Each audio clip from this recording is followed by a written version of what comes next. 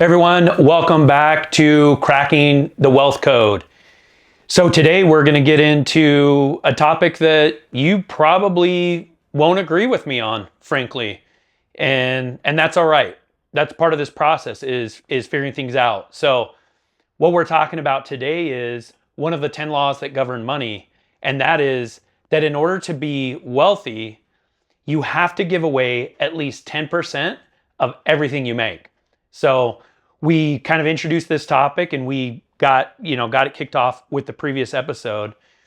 And so from your perspective, Brian, when you hear that, like, hey, wait a minute, I'm trying to build wealth, not lose it. What were your initial thoughts about it?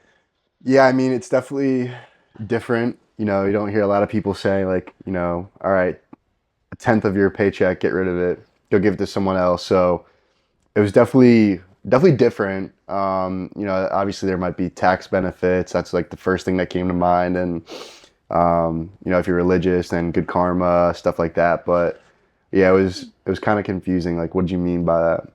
Yeah. And I honestly, a lot of times I get this reaction like, wait, you want me to give money away while I'm trying to build wealth? And like I said, I totally understand it. So I had the opportunity to spend 2 years in South America. I lived in Chile. And I remember I was in this little village at one point. I moved around, I think, 9 different times. So I lived all over the 4th and 5th regions. It's kind of central Chile. And I was in this one area, and it was super cool because from my apartment on to the east, I could see the Andes Mountains. And to the west, I could see the ocean from my apartment. So remember, Chile's that super skinny country. Right. And I loved it there. And it was a fishing village. It's called Los Vilos. And really small and, to be honest with you, pretty poor. And one day I was going around and I was visiting a few people in the community. And I went to this guy's house. We'll call him Juan. And he lived in the same community. His house was right next to somebody else's, but his house was just nicer. And I noticed that he had a car in the driveway, a pretty nice car for that area where most people don't have cars at all. And so I got to know him a little bit. And toward the end of the conversation, I'm like, hey, so Juan, tell me about what you do for work.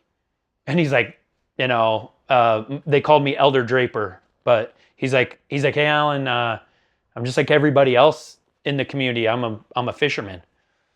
And he kind of saw the wheels turning, and he's like, oh, I see what you're saying. You wonder why my house is nicer or my car's nicer. I'm like, exactly. Like, if you have the exact same job as everybody else, then why do you appear to be so much more financially prosperous? And he's like, I love that you asked me that. And he told me that at first I'm like, do you have a nicer fishing boat? Do you have like a bigger crew? Do you have access to equipment that, a lot of people in the community don't have access to? And he's like, no, it's none of that. It's what's funny, Allan, is that I throw my nets into the same spots as everybody else. But for some reason, when I pull my nets out, I don't know why, but they seem to be a little bit fuller. And so I pushed him on it a little bit. I'm like, what do you mean you don't know why? Like, you've been doing this for like 30 years. Like, this is your job. And as I pushed him, he started to open up and he's like, well, I don't know if there's any equipment difference. I think my nets are the same, all that stuff. But there is one thing that I do that's different. And I'm like, tell me, right? Like, I want to know. And he said, well, I give 10% of everything that I make, I give it away. And I give it to my church. And I'm like, man, that's incredible. And he just had this belief in that. And so that made an impact on me because I was probably 20 years old when I'm having this conversation with him. And then I started reading books about wealth building after I got home from my mission in Chile. And I noticed this theme. Like, if you read a book about building wealth, almost always they're going to talk about how you have to give something away. And the cool thing is that it doesn't necessarily matter who you give it to. The principle still applies. A lot of that principle is there's a lot of things at play. And I do believe in a higher power. I believe that when you put stuff out in the universe, like it comes back. And a lot of times you put stuff out there and you don't know exactly how it's going to come back. So there's that aspect for sure. But then there's this other aspect, which is when we hold on to something too tight, we treat it as scarce. And when we treat something as scarce, then we, in our minds, we make it like, oh, it's difficult to obtain because it's scarce. And the opposite happens when you give it away. You're like, hey, man, I'm going to build so much wealth in my life that I'm going to give 10% away without question. And I'm going to receive more than that in return. And this was what Juan is basically telling me. He's like, hey, man, I don't know exactly why. I don't have all the answers, but I know that when I put that out there, that it's going to come back in ways I can't explain. And he's like, and that's definitely happened to me. Yeah. I feel like it's a really big energy thing. Like, when you have a lot of negative thoughts, a lot of negative things happen. When you're a very positive person, you're giving, things start to come back to you. So it's crazy. I still don't really understand why, but yeah, the more you give, the more you get. And when all you do is take, people take from you. Yeah. So it's kind of like a reciprocal. You're a magnet to your actions, to Exactly. the things you say, the way you act. So that's really cool to hear, like a real story that is like tangible. Because you always hear like concepts and like, for example, but this guy really lives in this fishing village and he really does reap the benefits of giving back to the community, which is crazy.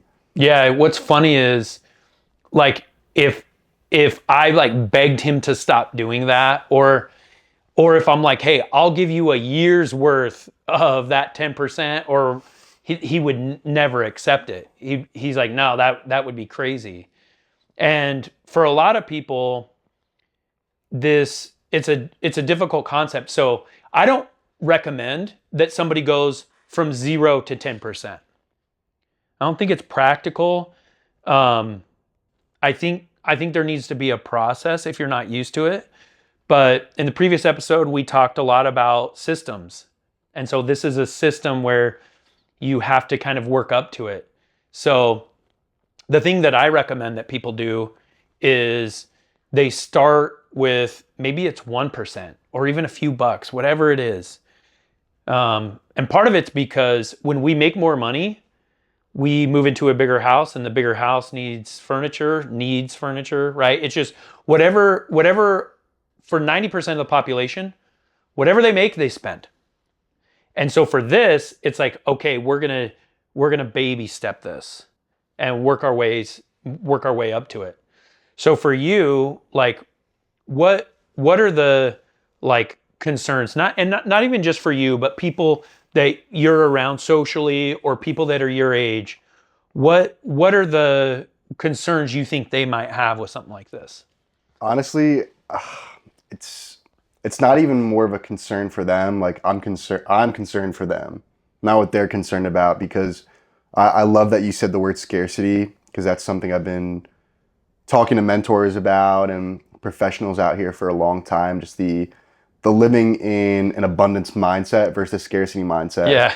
And I mean, like we just talked about, it's a big energy thing. Like when all you talk about is abundance, when you're willing to give, when you're willing to open up and drop your ego and improve, have this abundance mindset, like all of these resources are out there. I don't know how they're going to come to me. I don't know how I'm going to get there, but I'm going to be open to the new experiences in life and trust the process, the path that God has laid out for me. And that, I think that's like the pinnacle of an abundance mindset. Collaboration over competition. There's no such thing as like, the town ain't big enough for the two of us. Like, yeah, that's why I love having other insurance agents at my networking events, and why I love going to other people's networking events, even if they're also a real estate networking group. honestly, like a lot of people don't know this, but a lot of the group, networking group leaders, community leaders, brand leaders, we're all in a group chat and we plan things around each other's events because we know there's enough to go around for everyone. However, if we had a scarcity mindset, we blocked that off, now you're not collaborating. Now I'm not going to your event. And that's kind of what I mean by the scarcity mindset. I think a lot of people live in that, my age especially. Even when I moved out here and I saw the other side, like, you see the people that have already made it and they're so accessible. I went home and they were like, dude, what are you doing? Like, I see you all posting all these pictures, doing meetings, doing podcasts. Like, I was in college a year ago. Like, I didn't do any of this. Yeah. I'm like, honestly, it's just like the energy out there, the people. I've learned so much about kind of broadening my horizons and not boxing myself into a demographic. Like, okay, I need to have a job and, you need to have a salary and I got to save because I know I'm going to spend this amount. It's like, no, like you can create more opportunity. You just have to be open to it. And, I think a lot of people have an ego problem, especially my age. I think a lot of that stems from social media and influencers because you see all these people that are like the $10 millionaires. Like they post all these nice things, but you meet them behind the scenes. It's like, this guy's broke. But you think that everyone that posts that stuff is like, buco bucks. So you start to get like tripped up. Like even now I still have this problem. Like comparison is the thief of joy. Like I always compare myself to people my age that are already multimillionaires, the 19, 18-year-olds that have already made it. I'm like, wow, I'm 23. Like I'm behind. That's crazy. I'm behind. But that's I feel like a lot of people my age can relate to that. Yeah. You said a lot of really cool stuff. I think, one thing that you were alluding to right at the beginning was there's this element in faith when you give the 10%. I'm not even talking about in God, right? I'm talking about, you were talking about the groups. Hey, we're gonna block off our calendar so that we can support, people that are doing similar things. There's an element of faith in that where you're like, I don't know how, I don't know when, but this is going to come back to me. Yeah. What's interesting is in anything that's worth building in your life, faith is required. Right.